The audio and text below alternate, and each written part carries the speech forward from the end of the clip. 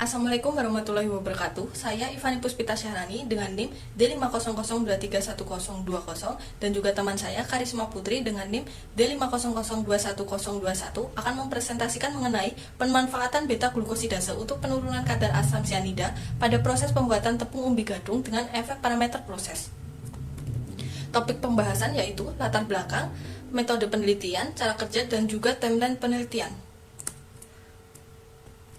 Latar belakang pengembangan tepung dari umbi-umbian lokal, yaitu dikarenakan Indonesia merupakan negara agraris dengan pasokan karbohidrat besar terutama pada umbi-umbian. Lalu umbi gadung sebagai alternatif bahan pangan dikarenakan umbi gadung tersebar di berbagai wilayah negara Indonesia dan juga dapat tumbuh pada keadaan kering maupun basah. Lalu kadar sianida yang terkandung pada umbi gadung. Umbi gadung memiliki kadar sianida yang tinggi sehingga perlu proses lanjut untuk penghilangan kadar sianida tersebut. Pengaruh penambahan enzim beta-glukosidase pada penurunan kadar sianida yaitu dengan proses hidrolisis atau perendaman. Rumusan masalah. 1. Bagaimana pengaruh konsentrasi, lama waktu, temperatur, ukuran, dan juga pH pada penambahan enzim beta-glukosidase dalam penurunan kadar sianida pada tepung umbi gadung. Yang kedua, bagaimana kualitas tepung umbi gadung yang dihasilkan dengan standar mutu atau SNI. Lalu, tujuan penelitian. 1. Untuk mengetahui pengaruh konsentrasi, lama waktu, temperatur, ukuran, dan juga pH pada penambahan enzim beta-glukosidase dalam penurunan kadar sianida pada tepung umbi gadung. Yang kedua, untuk mengetahui kualitas tepung umbi gadung yang dihasilkan dengan kualitas standar mutu atau SNI. Lalu strategi penyelesaian. Mengembangkan strategi detoksifikasi yang optimal dengan menggunakan beta-glukosidase untuk penurunan kadar sianida pada tepung umbi gadung. Hasil penelitian diharapkan dapat menghasilkan tepung umbi gadung yang aman dan berkualitas sesuai standar mutu yang berlaku.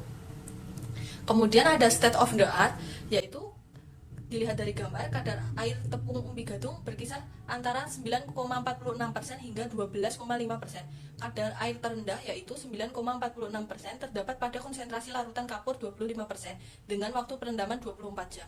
Kadar air tertinggi yaitu 12,5% terdapat pada konsentrasi larutan kapur 35% dengan waktu perendaman 60 jam. Hasil ini memenuhi standar SNI yang menetapkan kadar air maksimal 13%. Gambar tersebut juga menunjukkan bahwa semakin besar konsentrasi larutan kapur dan semakin lama waktu perendaman, semakin tinggi kadar air yang dihasilkan. Hal ini mungkin disebabkan oleh kapur yang tertinggal pada tepung yang menarik lebih banyak air. Lalu perendaman umbi gadung dalam waktu pada larutan garam dan kapur dengan konsentrasi 15% efektif menurunkan kadar asam sianida dari 130,16 ppm menjadi 3,22 ppm dalam waktu 48 jam. Hasilnya menunjukkan kadar kapur 1,5%, kadar airnya 3,35% dan kadar patinya sebesar 38,78%. Namun konsentrasi kapur yang terlalu tinggi dapat membuat larutan terlalu basah sehingga sianida sulit dilepas. Penelitian kali ini akan membuat tepung umbi gadung bebas sianida dengan penambahan enzim beta-glukosidase dari variasi parameter proses. Enzim beta-glukase diharapkan dapat membantu menghidrolisis linamarin menjadi asam sianida yang larut dalam air dan mudah menguap sehingga kadar linamarin dapat diturunkan melalui proses perendaman. Jika dibandingkan dengan standar nasional Indonesia yang menetapkan batas maksimum kadar sianida pada produk pangan sebesar 10 ppm, penelitian ini bertujuan untuk mengembangkan metode yang mampu menurunkan kadar sianida hingga jauh di bawah ambang batas yang diizinkan oleh SNI. Jika berhasil, teknik ini akan efektif dalam menghasilkan tepung umbi gadung yang aman untuk dikonsumsi sesuai standar keamanan pangan yang berlaku. Selanjutnya, metode penelitian. Di sini kita menggunakan 3 jenis variabel. Yang pertama variabel terikat, yang kedua variabel bebas, yang ketiga adalah variabel kontrol. Untuk variabel terikatnya, di sini ada umbi gadung. Untuk variabel bebasnya, kita menggunakan konsentrasi enzim, yang kedua waktu perendaman, yang ketiga suhu perendaman, yang keempat ukuran umbi, dan yang terakhir adalah pH. Untuk variabel kontrolnya di sini kita ada suhu pengeringan dan lama waktu pengeringan. Yang selanjutnya tahap penelitian. Yang pertama pretreatment. Di sini kita mempunyai 2 langkah penting, yaitu pemotongan dan pencucian. Umbi gadung yang telah dicuci bersih kemudian dipotong dengan variasi ukuran tertentu, dengan variasi 3 cm, 4 cm, dan 5 cm. Kemudian dicuci bersih menggunakan air yang mengalir. agar tidak ada sisa kotoran atau tanah yang menempel pada umbi. Kedua itu detoksifikasi. Detoksifikasi ini dilakukan dengan cara merendam umbi gadung dengan menggunakan larutan enzim beta glukosidase dengan konsentrasi enzim yang berbeda. 3. Proses pembuatan tepung. Di sini kita melalui beberapa tahap, yaitu antara lain proses pengeringan. Umbi gadung yang telah direndam kemudian dikeringkan di dalam oven dengan suhu dan waktu tertentu agar kadar airnya rendah. Selanjutnya, proses penghalusan. Umbi gadung yang telah dikeringkan ini dihaluskan dengan blender agar menjadi ukuran-ukuran yang lebih kecil atau partikel yang lebih kecil. Yang keempat, analisis tepung. Di sini kita menggunakan 3 analisis. Yang pertama, uji kadar sianida. Yang kedua, uji kadar abu. Yang ketiga, uji kadar air. Untuk uji kadar sianida, tepung umbi gadung yang telah dihasilkan tadi diuji menggunakan alat spektrometrometri.